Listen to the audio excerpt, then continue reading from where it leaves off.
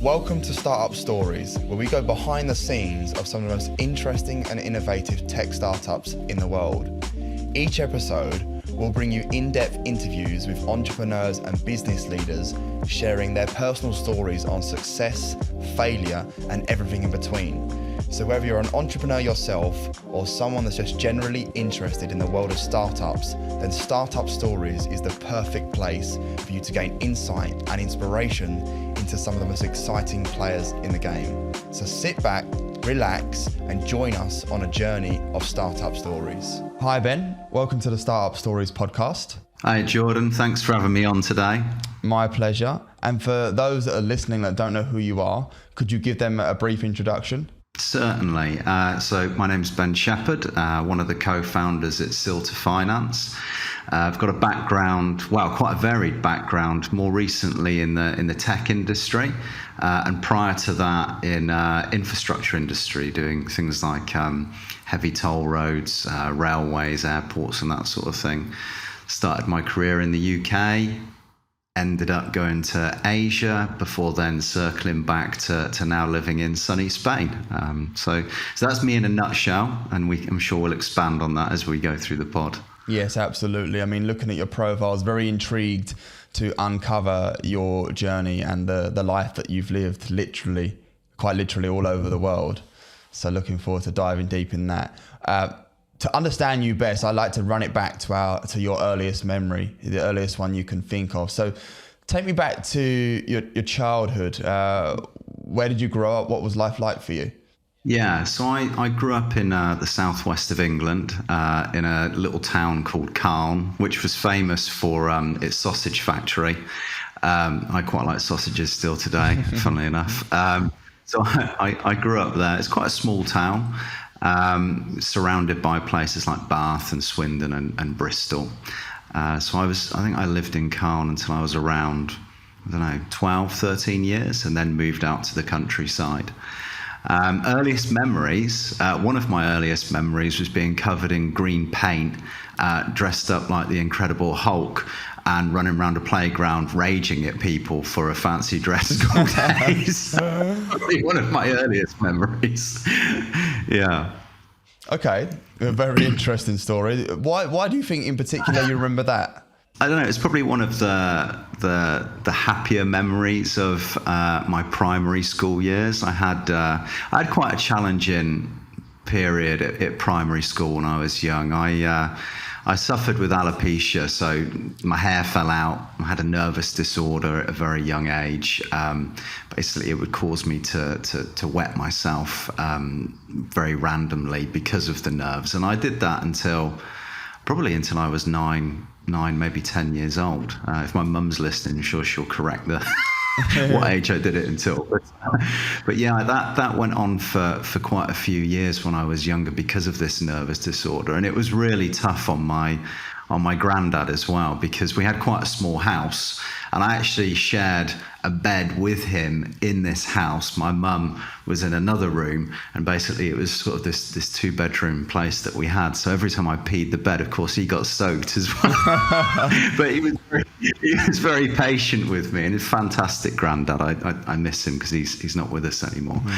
Mm-hmm. But yeah, that Hulk thing was probably one of the highlights of my primary school years. And the hair did grow back eventually, by the way, but then I found out about bleaching when I was 16 years old, and the little hair that I had, I bleached because I wanted to look cool. It was the in thing, and then it was gone again by the time I was 17. So yeah, hair just wasn't meant for me, I don't think. So do you think having that alopecia and the nervous disorder, do you think that really shaped you even to this day? Yeah, definitely. I mean, in those early years, it was, oh boy, it was challenging. You know, it really held me back in so many things. Just the nervousness would prevent me from being able to perform well at school. It would make me. It was funny with me. So some people that are nervous, they kind of avoid wanting to be in the spotlight because they're afraid. With me, it used to make me angry, the fact that I was feeling nervous, to the point where I would want to throw myself into the limelight, but then in the process of getting there, the nervousness would like tie my stomach up in knots, and I'd always have in the back of my head, oh my God, am I gonna wet myself again like I used to when I was little, because I couldn't control it then. I never did when I got a bit older, but it's always in the back of your mind. So whenever it was like my moment to shine, I was immediately met with just so much fear that, the nerves was going to overcome me. And for many years, I would get very sweaty palms. I get very shaky. I've got Rosina, which your filters reasonably well taking out, but I go red very, very easily, and when I'm up on the stage and when I'm having to perform or when I'm in the spotlight, I go like a beetroot. When I lived in Vietnam, they used to call me Tomato Head. It was hilarious. It's like, here comes Tomato Head, which I laugh about now, but back then, it was horrific. Like, Tomato Head, oh my God, I don't want to go out today. But yeah, all of that did shape me, because I got so frustrated with that holding me back that I wanted to fight against that. I wanted to overcome that so badly, because I hate the feeling of losing, of being defeated by something, and I just didn't want to be defeated by this. So first job, it was pretty bad. Then I spent a year as a management consultant in London. They recognized this problem very early on, so they made me present 4 times a day, and I did that for a year. Now, after 12 months of like deep shock presentations to partners that are willing to grill you and go in on you, that kind of puts a few layers on you. I hated that job, to be honest. I learned a lot. I've worked with some fantastic people that have been successful, but it wasn't for me. And then after I left that job, and I kind of felt a little bit more confident about presenting and getting in front of people, I started to accumulate a number of mentors, which gave me different bits of advice, and some of the advice was around how to manage yourself during a presentation. So some of those were like, take your time when you're speaking, have a glass of water if you get asked a difficult question, take a sip of water, give yourself 2-3 seconds to think before then responding. And like, there's all these different tactics. Like, oh, this is genius. This is how to deal with it. So all the way through my career, it has shaped me who I am today. And now I love coming on pods. I love going on stage. I have a giggle when I'm up there. I had the most amazing opportunity last year where I got invited to Google. So as a tech startup, you get invited to Google. You're like, come on, now we've made it. We're at Google. We're at Palo Alto. We're in their headquarters. Yes.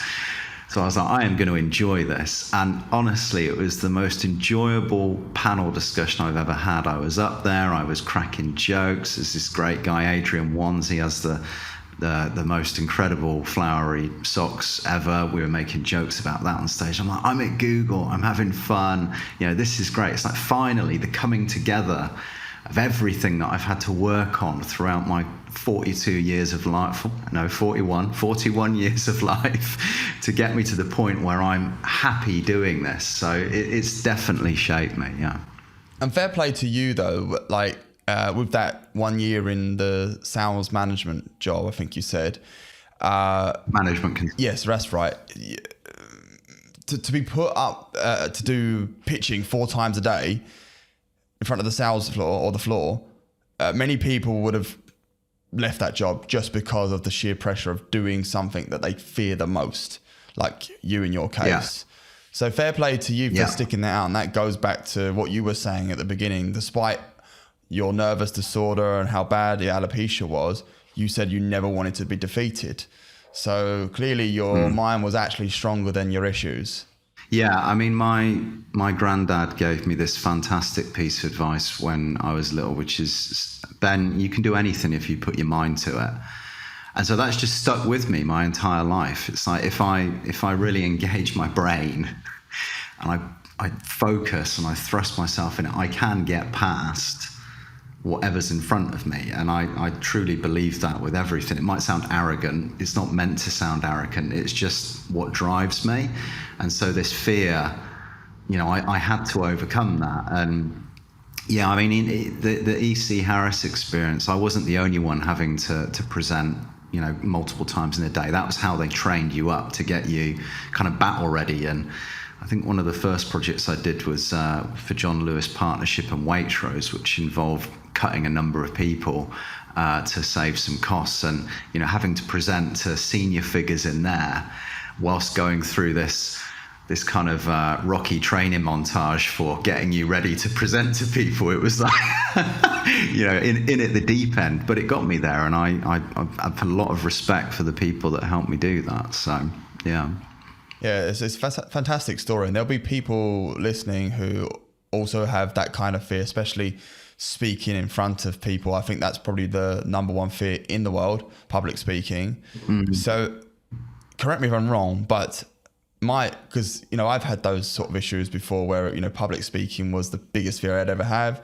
I wouldn't say I'm like elite or anything, but I'm definitely far better than I used to be. And I put it down to a matter of, perception, how you perceive in your mind. Would you say that's the same for you, or would you say something different, like in terms of what you used to think then going up on stage versus how you think about it now? Tell me about the differences. I think now I have the luxury of being more experienced. So being more rounded and having more experience, there's more topics that just generally you understand and you know more about. So when you're up on the stage and you get asked questions, because of that experience, I feel like I'm in a better position to answer questions. Whereas when I was younger, I didn't have the experience, and so you're kind of winging it a bit more. So that was one thing that helped. But then also realizing that when you're up on the stage, everyone's there just doing their best. They're just trying to do their best. No one's going to attack you. If they do, well, they're an asshole. But in general, no one's gonna attack you. You go up there, you do your thing, you do your best, and that's all you can do at the end of the day. And if someone doesn't agree with what you've said, well, that's fine. Not everyone does agree with everything you say. My wife certainly doesn't, so yeah. And I love her to bits. So that's just life. But yeah, the preparation's important. I used to over prepare, so I would take weeks to prepare before, and I would try to learn a script off the top of my head. As someone who's dyslexic, I find that trying to memorize scripts exactly is quite a difficult thing for me, because reading in general is got its issues, and then writing in general has got its issues. So, anything around that is, a little bit problematic for me. I'm not the worst dyslexic, but I've certainly got a reasonable level of it. What I found did work for me is if I need to present, I try to figure out what it is I'm going to say in 3 or 4 different ways. And actually what that does is it means, depending on how you're asked the question, you've got 3 or 4 different ways that you're going to reply to it, as opposed to the one way that you've learned off the crib sheet, and that's the only way that you can present. Now, when I do it that way, that gives me even more confidence, because I'm like, I've got 3-4 ways I'm going to answer whatever question you throw at me. So unless you ask me a question that wasn't on the sheet, then I'm well covered. Otherwise, it comes down to experience. Funnily enough, the presentation at Google, the first question the moderator asked wasn't on the sheet. And I was sat next to him and I was like, you got me at Google. We've been given questions. The first question you asked me isn't on the sheet. Can I have the answer? So that was like the first bit of banter that I got to have on stage. And that set the audience off. We had a great time from there. It's like, when not to surprise the panel. So. But you made a funny situation out of a potentially awkward situation, which is good. And you must have gone through many pints of water as well. Yeah, I did have a few. Yeah. Okay, brilliant. So, all right. Talk to me then about, your adventurous career. Where did you start? When did you start branching out of the UK, let's say? And where was the first stop? Yeah, so I started working for a company called Atkins in Birmingham. It wasn't the best fit for me. I was in a civil engineering company. They wanted a civil engineer. I had a business management background. I thought maybe working as a project manager in the organisation would be a good fit for me, but it never quite felt right. And then this juggernaut of a man came into the Atkins team that I was in. He was about 6'6", probably 22 stone, of ex-police officer, super heavyweight boxer, and rugby player for second team at Bath. So a mountain of a man. Jesus. And he also wasn't a civil engineer. He had a different background. And we immediately hit it off because we both played rugby, although he played a lot better than me. And he somehow got me onto this job, which was a project we were doing in the Netherlands with the government called Rijkswaterstaat, which was sharing best practices between the UK and the Netherlands. So my first leap out of the UK was to go to the Netherlands, where I was working there for 3 years, flying in and out on the red eye on a Monday morning and late back on the latest flight back on a Friday, working with the Dutch government. And that was an amazing experience that told me, I don't want to work in the UK. I want to see the rest of the world with my job. I want to be able to say when I hit 40 years old that I've worked all around the world, that I've done lots of different things. So that kind of gave me the urge to go and look for other things. So that year in management consulting was a step in that direction. The first gig that I did for them was in Dubai for 6 weeks. Did that for I worked as a management consultant for about a year. Didn't really like it. I didn't feel that the amount of time we were given based on the advice that we needed to give was going to sort of deliver the right results for clients, particularly when you're sacking a lot of people. So it just didn't sit well with me. So then I went back into the infrastructure engineering company, got into transaction advice for infrastructure projects. And while I was doing that, one of my best friends said, do you want to do like an adventure challenge? I was like, what do you mean? He's like, I don't know, climb Everest or cross the North Pole or do something like that. I was like, mate, I'm not that fit. And he was like, well, we could work towards something like that. I was like, okay, what do you want to do? Anyway, we checked this website, Global Adventure Challenges, and we found that there was this charity bike ride from Ho Chi Minh City to Phnom Penh, so Vietnam to Cambodia. I think it was like 500 kilometers, or was it miles? Anyway, 500, one of those two, over 5 days. And you were literally driving through the middle of nowhere to get from one place to the other. And I was like, this looks cool. So we signed up to it. We got out there. I cycled through Vietnam, cycled through Cambodia. I fell in love with Southeast Asia. I mean, I was like, I have to be here. Like, if there's somewhere in the world that I can add value with the knowledge that I've already gleaned from working infrastructure, it's here. Because we saw some amazing things. Like, at one point we were cycling and the rain was coming down so heavy that the water was almost above the top of my tire. Wow. It was so deep. So the road's entirely flooded. And there's this guy coming the other way on his moped, and he just suddenly disappeared. I was like, where's he gone? Like, he just went under the water. And then you see this red hat pop up out of nowhere. He's fallen down a drain, like it was an open drain. No way. And he's gone straight. So we're helping him out the drain. And I'm like, wow, okay. With my background, this is clearly somewhere that I can add value to. Like, I can help them build better infrastructure. So I got back to the UK. I said to my boss, Adrian Baxter, Adrian, I want to move to Vietnam. I've seen that the company has an office in Hanoi. Can I go? And he was like, why do you want to go there? Anyway, I explained it. He was like, look, Ben, if you want to go to Vietnam, you're going to have to win a project there, because we don't have enough projects in Vietnam to afford for you to go there. So I was like, all right, I'll find a project. So this kind of mindset that my granddad gave me of you can do anything you put your mind to, I found a project with World Bank that was to conduct a feasibility study for a 220-kilometer expressway from Ninh Binh to Bay Vot in Vietnam. And we had to put together this bid that took 3 months. There was, I guess there was a team of 5 or 6 of us working on it, putting this thing together, lots of late nights working on it. And it was one of the first bids I ever did. So I'd mainly been in project management up until that point. So we put this bid in, and we won. And I was like, wow, great, we won. And Adrian was like, this is great, fantastic. I was like, so I can go to Vietnam? He was like, no, you're great at sales, you're staying here. I was like, no, hang on, that wasn't what we agreed. And he was like, Ben, you've proven yourself. We need to get you more in this business development team. I was like, okay, this isn't what we agreed to, but I liked Adrian a lot. I still do today.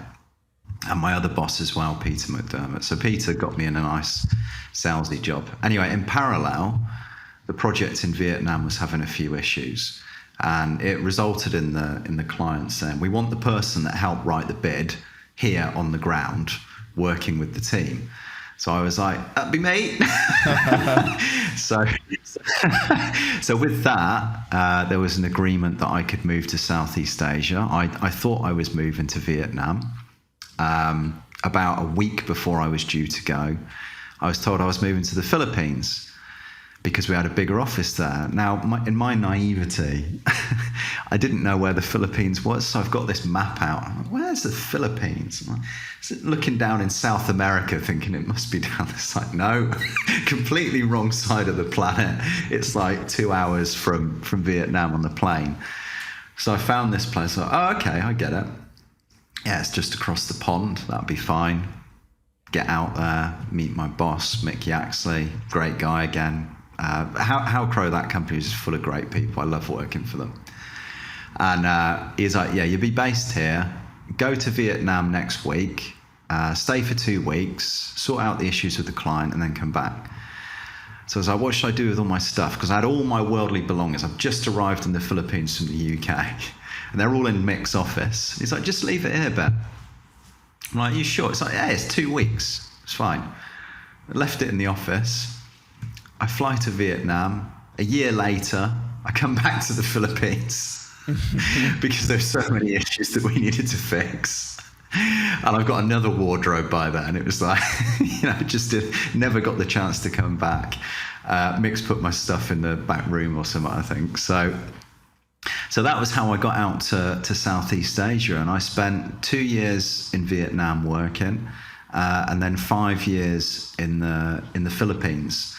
And that time in Vietnam was incredible. I learned a hell of a lot about myself, about Vietnam, and about how to operate in Vietnam. And then move into the Philippines, learned that you act and operate completely differently to how you would in Vietnam. Very different business culture. Love the Philippines. Met my wife. Launched my first startup from Southeast Asia, and that's what really got me out there. And from there, the travel continued. Ended up going to Finland for a stint and did 4 years there, and now Spain. So hopefully staying in Spain, not moving again. I'm a bit tired of moving around now, but you never know. So yeah. Let's see. Yeah, well, especially with your mindset, there'll probably be another one in a few years' time. Probably 3-4 years. So have you got a favourite place or favourite country? Yeah. I mean, I've only been here a year, but I would say Spain, Barcelona feels like the coming together of many different experiences and cultures that I'm really enjoying. I loved living in the Philippines. I loved that culture. I thought I'd never leave. I remember at one point, I had my second startup, Bold Native Advisors, which was a consulting firm. We had a project down in General Santos, which is Mindanao, which Westerners would say, "Oh, is that the pirate area?" And it's kind of the the riskier area. I never had any problems there. People were lovely to me, and I spent lots of time at the fishing port and never had any problems. But like, there's one memory which I'm sat under a nipper hut. I've got my laptop out. I'm working on a project. I've got my feet in the sand, and I'm looking around. There's palm trees everywhere, drinking a San Miguel beer, and I'm like, this is a pretty good life, you know. I'm like 31, 32 years old. This is all right. I quite like it. Like I could easily stay here. But things happen, you know, companies change, you go through different evolutions and stuff, and I ended up in Spain. And honestly, now I don't see myself live in Spain. Like Finland was great because for raising a family, I don't think there's anywhere safer in the world. It is one of the safest countries I've ever lived in. It's also probably one of the more boring places that I've lived, and my Finnish friends would agree with that. So I don't think I'm offending any Finns by saying that. But it's very quiet. You know, you've got to basically be just willing to go out into the forest and and that's life. Whereas I'm more of a city guy. I like to be in the hustle and bustle. Yeah. But I love Finland for those reasons. Philippines, fantastic. I loved the weather, the people. Filipinos are the friendliest people on the planet. I love working with Filipinos, and there's so much talent there as well, like loads of talent. Of all of them, probably Vietnam was the one I enjoyed the least for living and working, because it's in such a early development phase still that stuff's just super erratic, and it's very hard to just do simple things. Like walking down the street is difficult in parts of Vietnam because there's no pavement, there's motorbikes going left, right and center. You know, buying food that's clean from the supermarkets can be difficult in certain areas as well. You know, you've got to wash all your veg and stuff, because otherwise you're definitely going to get an upset stomach. So it was a more difficult place to live, but at the same time, I loved it because it was just so different. And that first day when I set foot there, I was on my own, and I was just like, this is madness. It's brilliant. Let's just like figure out how to live in this chaos. But yeah, they've all had their own pros and cons, I guess. Yeah. Yeah, what a story. And it kind of reminds me a little bit, I mean, I don't know how different or how similar. I've not been to Vietnam or the Philippines, but I've been to Bali, Indonesia, Lombok, stuff like that, and that had a similar vibe in terms of like one of the nicest people, especially in Bali, that we've ever met. But also some of the infrastructure is just obviously a bit chaotic. I've never seen traffic like it, and the way people just overtake each other on the side of a mountain and stuff like that was crazy. And then where you are now, Barcelona, as I said to you before, it's my favorite city in the entire world. There's just something special about Barcelona. Every time I visit, the having the hustle and bustle of the city, the beautiful culture, but also to have the sea, and you're not too far from the mountains up top and Andorra way and stuff like that as well. Yeah. And it's fantastic business culture, fantastic for networking. Like the speed that my network is growing in Barcelona is incredible. Compared to other countries. It's fantastic. The Spanish are wonderful to work with, but then you've got so many other people and cultures here as well, and there's just a general good vibe that runs through the city. Like even when you're having a bad day, you know, you take my dog out for a walk, go and have a little bit of tapas, have a nice glass of vino blanco, sit there in the sun, and there's just that feeling that just brings that positivity back around. Whereas when I was in Finland and it was the depths of winter and it's minus 20 outside and there's only been 1 hour of daylight, you're kind of like, yeah, I've had a bad day and this is not helping. So I get very confused by this happiest country in the world statistic that keeps coming about, and so do all the Finns that I know. So just to completely debunk that stat, I don't know who's doing it. No Finn that I know agrees with it. It's just like, go there in winter and then tell us we're happy. So. Yeah, they must have done that study just in one season in the summertime or something. Like June. Is everyone happy? Yes, we've just come out of a thought. But I definitely have to agree with you about Barcelona, though. The positivity you feel as soon as you get there or at any time of the day. It's just the culture, the late night evenings. Everybody's out every night of the week, just socializing with their friends. Great. Brilliant. Yeah. All right. So tell me about Silta Finance then. Like, when did this business idea come about? And, where were you and why did you decide to turn it into a reality? Yeah. So like many founders, at some point you have that epiphany moment and you're like, oh, this is what I need to do. So that happened for me at like 6:30 in the morning on a cold, snowy day in Finland, drinking a coffee on my way into work. And I was reading some news about decentralized finance, and there was a protocol called Aave that had 6 billion US 6 billion or 6 million 6 billion, I think it was, of TVL on their protocol. And I was like, that's a lot of money. In fact, you could do a lot with that. Yeah, 6 billion, I'm sure it was. And I was like, you could build infrastructure. That's interesting.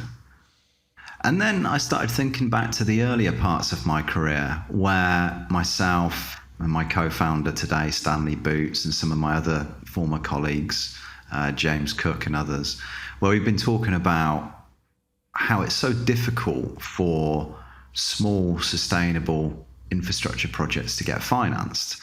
And it's just ridiculous that you can't easily get solar farms up and running because of things like due diligence getting in the way, and due diligence taking more than a year, and the cost of doing diligence activities running into the millions. And how can we ever meet climate targets if we can't even assess a project quickly to decide whether it's good or not and then start building it? Like, there's no way assessing a deal should take a year when we have quite clearly global warming going on around us. I mean, just look at the news. I mean, it's scary. So we can't spend a year thinking about whether a deal is good or not. We have to do that more efficiently. So it's like this coming together of stuff, like my Rain Man moment, I guess. I'm like, oh, it's all coming together. We need to solve the issues around diligence, and then we need to tap the liquidity, not just in traditional finance, but also decentralized finance, because at that point in time there was money in decentralized finance. We need to use all that to build a better planet.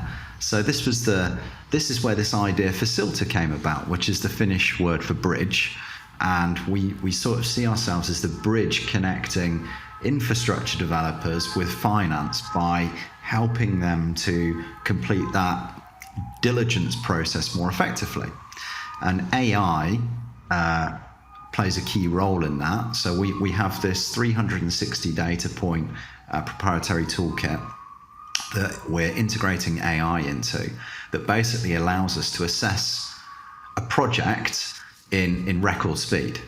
So we can go through the different parts of a project, from the construction, the operations, the transaction structure, everything. We can take a data room, connect into it, and start assessing documents and spurt out a score at the end of it, and produce a diligence report, and sort of present this to different financial institutions. And yeah, we're still in a development phase. We've done some pilots. It's still early doors. There's still a lot of work to be done. But ultimately, with this solution, we will be able to help get more infrastructure projects, get through that DD process, and hopefully get financed, which is ultimately going to help the world hit these climate targets more likely to hit some of these climate targets. So this was my epiphany moment, and it kind of, it felt like the coming together of everything across my career, the early days in infrastructure, the more recent days in tech, and then having the opportunity to bring people from different parts of my career together to work together again on Silta and build this solution. Wonderful. Sounds really, really interesting. And as you say, it's a coming together of all of your career paths that have led you to this, and probably give you a huge, undeniable stack of confidence within this business. So you've been going 2 years now, is that right? Almost? I guess, what is it now? Probably, yeah, I think we incorporated 2 years ago. So it's been incorporated about 2 years now, I think. And then obviously there was the ideation part a bit before that. So we're sort of between a pre-seed seed stage. It took quite a while to build the diligence toolkit, this proprietary model that we've now got. But we're now doing pilots, and we're testing it in different ways, and that's super exciting. So we've done it on some solar projects. We've almost completed a super drone highway project.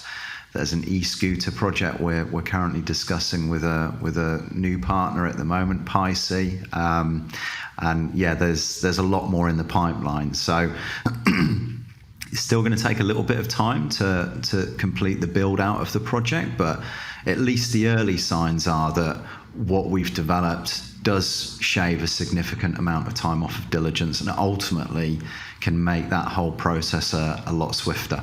What has been the most challenging thing about your journey so far with Silta?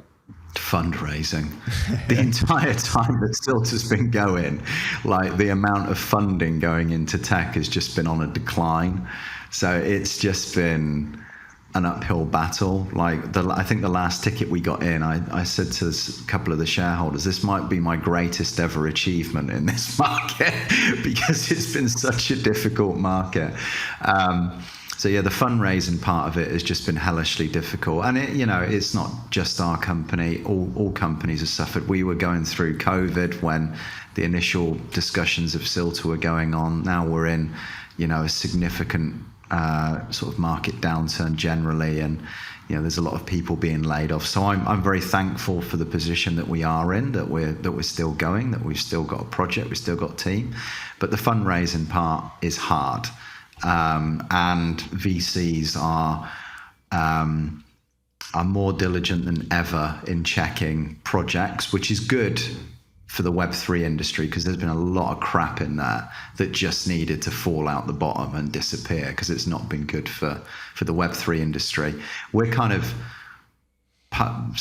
between Web2 and Web3. We obviously have AI in our solution, but we're more a Web2 solution at the moment, but we have a token play that we are exploring as well, and we're sort of waiting for the regulatory environment to calm down a bit in the US before we can progress that part of the project as well. But yeah, between the fundraising, the regulatory environment, and just macroeconomic climate, it's been challenging from that perspective.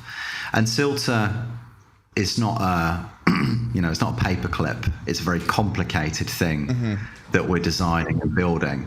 So the amount of brain power that you need around that, smart brains, way smarter than mine, finding those brains and getting them on the team and getting them to input into it. Yeah, that's fun. It's also hard. It's sort of a lot of discussions and trying to figure stuff out. But what a journey. I mean, yeah, so much fun. I love it. And the core team that I've got now, I love working with. They're best friends as well. We're all friends in the team and like hanging out. So yeah, I'm enjoying the ride still. Yeah, and it's wonderful to hear. And when you talk about the hardest challenge, getting the funding, when I've spoke to other guests, they say one of the highlights or the best things was getting the funding. So it goes with the age-old saying that nothing worth having comes easy. So yeah, hopefully you do get it, and it will be the highlight because it was just so difficult to get, and you'll appreciate it so much more. So hopefully that does happen for you. That'll be really good. Getting it is always nice. It's the lead up to get. Yeah, most definitely. You've got to keep knocking on those doors a million times over, haven't you, really? Yeah, and it's also partly around refining your product market fit. So I mentor a number of projects, and I think a mistake that many founders make is when they have the initial idea and they map out what they're going to do. They think that's it. That's what we're going to do now. but it rarely is. Like, you pivot so many times as a startup founder before you find that final product market fit.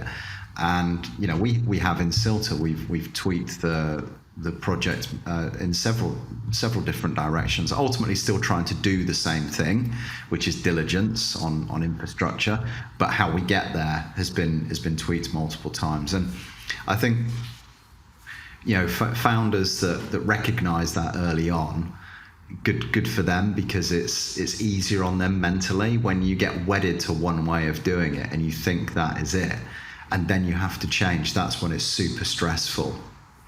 And then with that, the go-to-market strategies, they change as well, depending on what your product is and how you found that fit, and what's the right way to get those customers in. So it's all part of the journey. It's a constant learning process. I've had 4 startups, 1 successful exit, 1 died a horrible death, and the other one's getting acquired at the moment. So, and then there's Silta, which is going okay. So you go through these experiences, and it teaches you lots of things, but you never stop learning as a founder. It's just constant, and that's part of the fun of it. Absolutely. So. Yeah, you're so right. I feel like that's the best part of being a founder, as you say. And it's the same attitude anyone should have, even if they're not a founder. You should never stop learning. I'd say, yeah. I'm sure you probably say the same thing. You learn far more in these jobs as founders or that you've ever done when you was at school in comparison. Yeah. That's what I found anyway. Yeah. The real world situation. Yeah. I mean, it's interesting that. So Harry, my 7-year-old son, he's on summer holidays at the moment. I love the school he's at, fantastic school. Love the teachers there.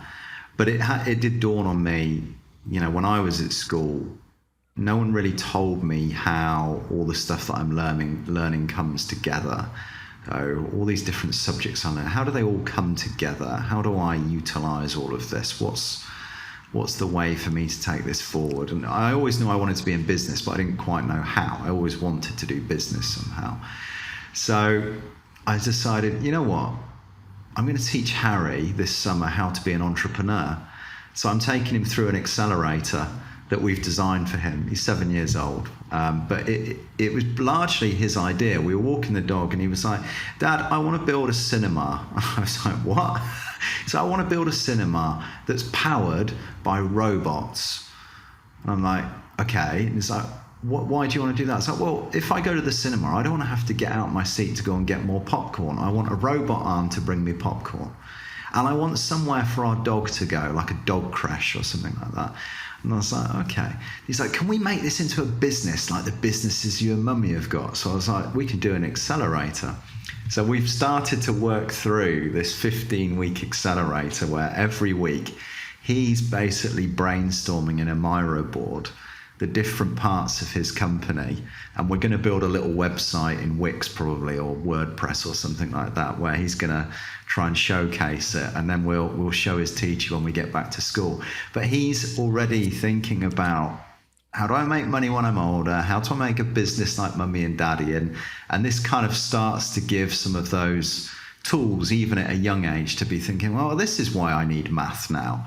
Because actually, I can't have 1 million people in my cinema, because if I've got 1 million people, it's going to cost too much to build.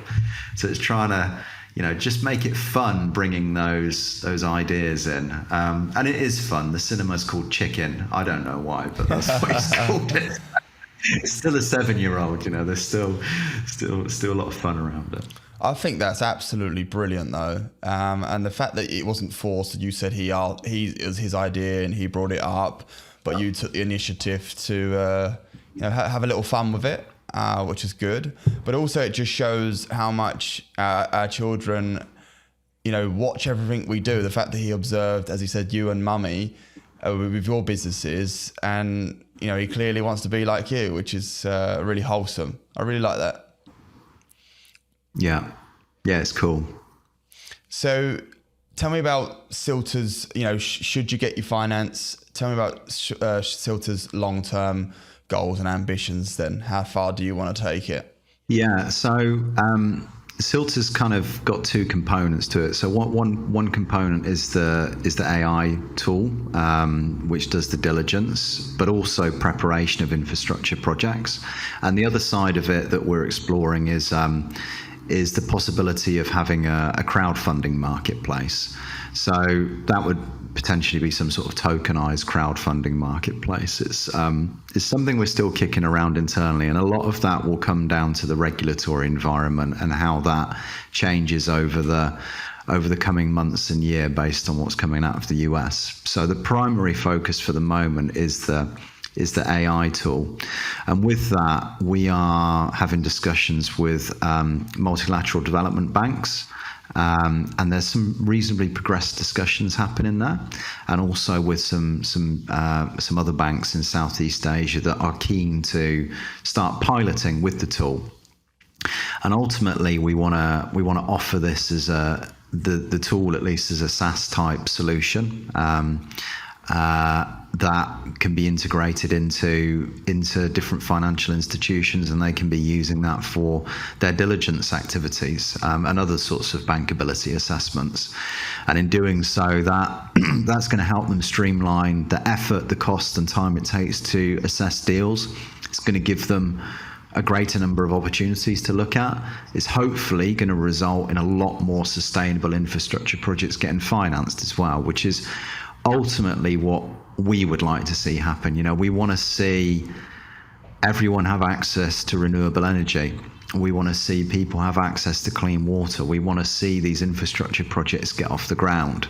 And if our tool can play a key role in helping these emerging markets get there, fantastic. And in the more mature markets as well, there's so much need for infrastructure still there as well. Infrastructure gets old; it needs to be replaced, and you see examples of that all over the place. So this is what we're working towards, and the signs are good so far. We're still going. The fundraising's not that bad, but every bit helps, and we're still going. And what is nice to see now is that those larger target clients that we're speaking to are very receptive to what we're saying. So we're clearly touching on things that are now relevant to them. Perhaps this is the moment where we found the product market fit, and this is the final iteration of the strategy.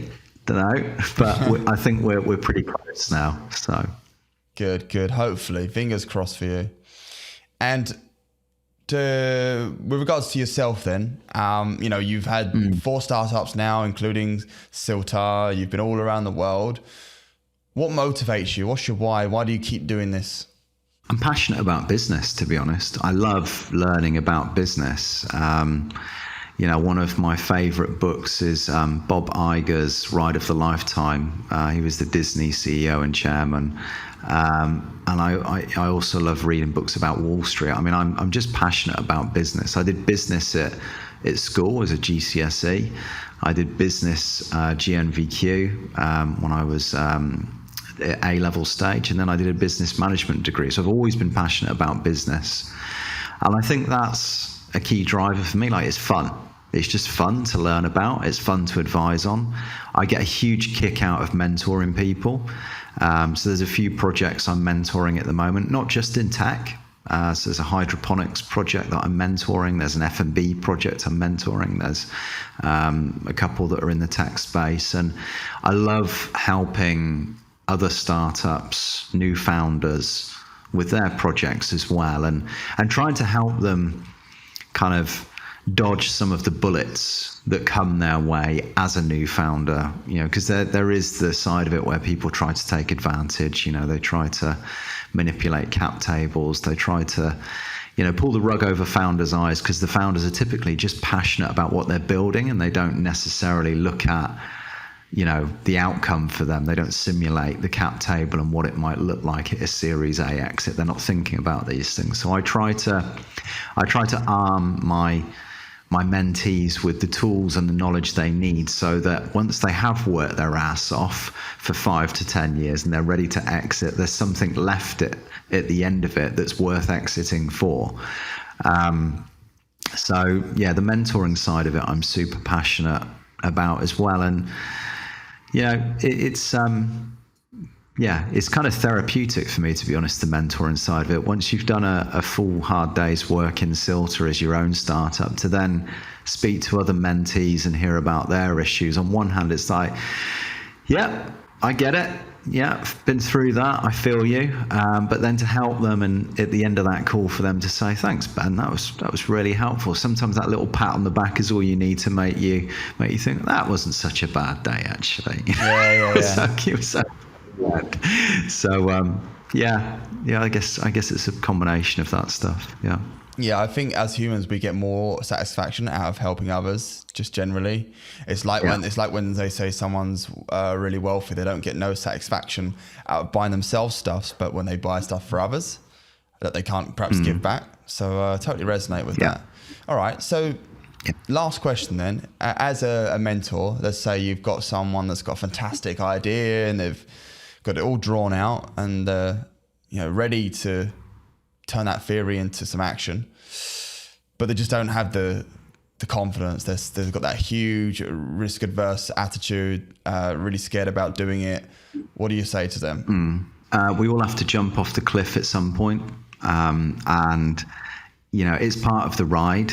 The first time that I jumped off the cliff with my first startup, I had a co-founder with me, so I wasn't on my own, and that helped. And I had a little bit of money in the bank. There was sort of 3 months runway in my own bank. And then it was a case of going out there and getting stuck in and enjoying the ride, like not taking it too seriously, but taking it serious enough that, you want to make a success of it. And yeah, just enjoy it really. So you might mess up, you might make mistakes. Good. Everyone does. No one does it right the first time.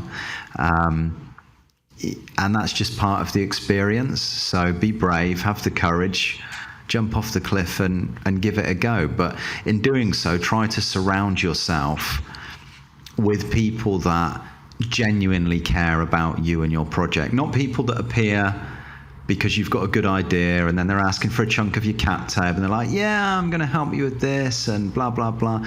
There's those people, and then there's the people that genuinely care. And it's very important you weed out the ones that genuinely care and are going to help you, because they're the ones that will stand by you when times get tough. Not the one that came along and said they'd be an advisor and they took a lump of your cap table and then things got tough and they disappeared and worked on another project. That's not what you need. You need good, solid people behind you. So, and they'll be out there. I'm sure everyone's got those sorts of people around them. You just got to dig deep enough. But yeah, have the courage, jump off the cliff, enjoy it. And if it doesn't work, do something else, do another one. Because with each startup, you learn a little bit more. Even though my first one was a success, my second one was a painful, horrible death. It was for reasons outside of my control, but I learned a lot from that as well. I should have done a stronger assessment of the political landscape in the Philippines and understood more about what might change with a new government come in and how that might impact on my company. I didn't do that deeply enough on the second startup, and had I have done, I probably would have said, this is not the best environment to kick my second startup off in. But you live and you learn. Whatever happens when you do this, you're adding an incredible piece of experience to your CV. Absolutely. Forget MBAs. If you've been an entrepreneur and you've done it for a year or a year and a half or 2 years and you've come out of it and failed, you have learned a hell of a lot. And it's practical experience that you can put into something else that some company will find valuable. Yeah, and I've always been a big believer of you learn nothing from your successes and everything from your failures. Because if everything's going right, you've not really got anything else to learn because you're just going off default. And then all of a sudden, when everything fails, that's when you quickly think, right, what needs to change? What do we need to take away? What do we need to add? What do we need to change completely?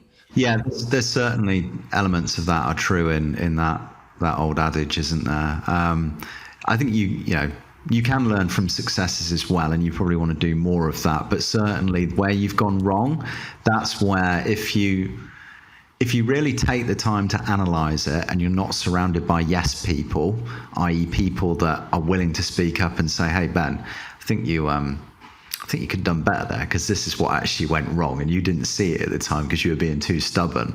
And then you're willing to take that moment, take a step back and go, yeah, you're right, actually, I did.